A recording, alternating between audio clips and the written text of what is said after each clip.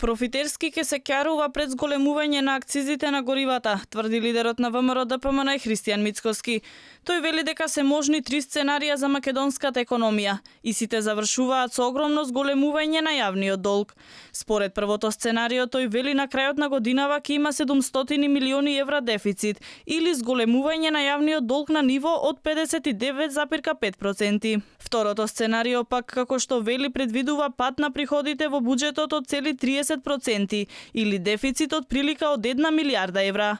И третото сценарио каде што е предвидено пад на приходите во буџетот од 30%. Она кое што ние го предвидуваме, а тоа е дека неопходно на стопанството ќе му бидат потребни од прилика 4,5% од буџетскиот од бруто домашниот производ практично на македонската економија, помош директна која што би требало да биде обезбедена од надворешните финансиери, што би значило дека во првото сценарио со намалување на приходите од 20% ќе имаме отприлика зголемување на јавниот долг на ниво од 64%, во второто сценарио ќе достигнеме јавен долг на ниво од 65,5%, додека во третото сценарио намалување на 40% од приходите во буџетот ќе достигнеме ниво од 68,2%.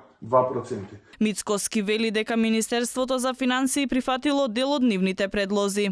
Имено, што опфаќаше таа уредба? Опфаќаше да периодот кога се обврзани работодавачите да ги задржат вработените до септември се намали до јули.